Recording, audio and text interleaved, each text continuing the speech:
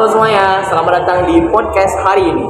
Kita akan membahas salah satu teori paling berpengaruh di dunia pendidikan, yaitu teori belajar behavioristik.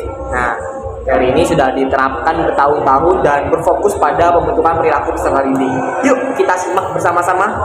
Nah, pada podcast hari ini, Dedi itu mengkaji salah satu artikel yang membahas tentang teori belajar behavioristik dalam pembelajaran. Nah, artikelnya itu dari Elvia Baby Syabana dan kawan-kawan tahun 2020. Nah, menurut artikelnya, Dedi itu dapetin kalau misalkan teori belajar behavioristik itu berfokus pada perubahan tingkah laku yang bisa diamati dan diukur. Proses belajar dalam teori ini melibatkan stimulus dan respon, di mana rangsangan dari lingkungan menghasilkan respon tertentu dari individu. Jadi, ada stimulus dan juga ada responsnya. Nah, prinsip utama dari teori ini adalah pengulangan. Jadi repeat gitu loh. Pengulangan dan latihan dianggap kunci agar perilaku yang diinginkan menjadi kebiasaan. Oke, mungkin bahasa sederhananya itu nanti kalau teori behavioristik itu ada stimulus dan respon. Kayak misalkan seorang peserta didik itu diberikan stimulus. Jika mereka bisa menjadi juara di kelas atau menjadi ranking 10 besar, maka respons yang diberikan itu adalah hadiah, reward.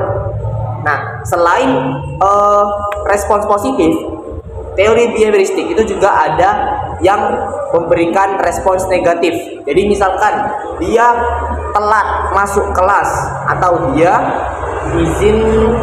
izinnya itu nggak jelas, kemudian sering bolos gitu. Nah, itu kita bisa memberikan punishment kepada mereka supaya mereka itu nggak mengulangi perilaku itu. Jadi stimulusnya apa, kemudian respon kita sebagai pendidik itu apa. Jika positif biasanya berupa sebuah hadiah, jika negatif itu biasanya berupa hukuman. Begitu ya, teman-teman. Oke, selanjutnya ada beberapa tokoh nih yang mencetuskan teori behavioristik. Jadi beberapa tokoh itu antara lain itu ada Bapak Edward Thorndike, kemudian ada Ivan Pavlov, B.F. Skinner, Thorndike, dan lain-lain. Nah, jadi salah satunya itu Bapak Thorndike, menurut artikel yang saya dapatkan itu mengembangkan konsep trial and error, di mana menunjukkan bahwasannya organisme belajar dari kesalahan dan sukses dalam respon terhadap situasi. Jadi kayak yang aku sebutin tadi, peserta didik itu belajar dari kesalahan. Kalau misalkan mereka telat terus diberikan hukuman, nah itu kan mereka salah. Jadi mereka belajar agar tidak mengulangi kesalahan itu supaya nggak diberikan hukuman.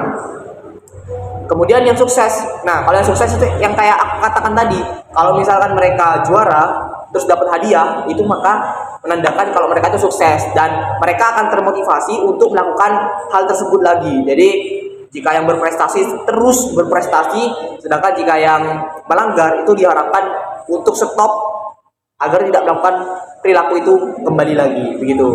Kemudian kalau dari Bapak Pavlov itu dia terkenal dengan eksperimennya yang menunjukkan classical conditioning atau pekondisian klasik yang menggambarkan bagaimana respon bisa dibentuk oleh asosiasi stimulus.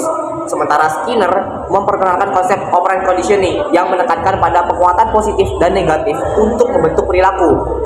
Nah, kalau yang classical conditioning yang kayak tadi ya yang aku sebutin, jadi ada dampak positifnya bagi yang sesuai dengan stimulus yang kita harapkan. Jadi ada reward atau prize. Sedangkan kalau yang operant itu ada yang positif sama negatifnya, teman-teman. Jadi nggak selalu melulu tentang prize, tapi dari Bapak Skinner ini juga menekankan jika kalau ada yang salah maka itu bisa dihukum supaya tidak mengulangi kesalahan itu di waktu yang akan datang, begitu.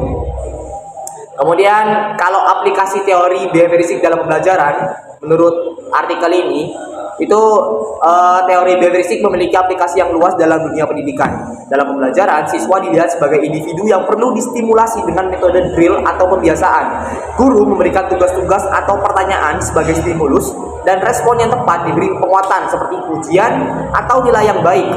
Jika respon kurang sesuai, siswa mungkin mendapatkan teguran atau koreksi sebagai hukumannya. Kayak yang dikatakan tadi ya.